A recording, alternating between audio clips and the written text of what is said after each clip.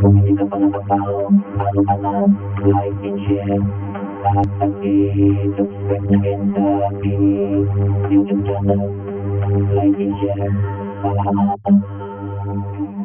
Na-try mo na ba ang mag-photolab? Hindi po. Hindi po. Never. Hindi po. Bakit? Masama ba siyang subukan? Hindi mo naman siya kailangan subukan para malaman kung masama ba siya talaga.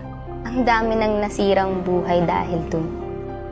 Marami pa akong pangarap sa buhay na gusto ko to pa rin lahat. Sa akin, wala talagang magandang maidudulot. Easy to say no pag alam mong masama. Pag ginawa mo yun, hindi lang naman yung sarili mo yung sinasaktan mo eh. Hindi pati yung pamilya mo.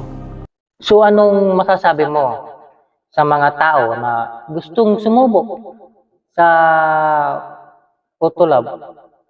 Wag. Wag. Wag. Wag. Wag.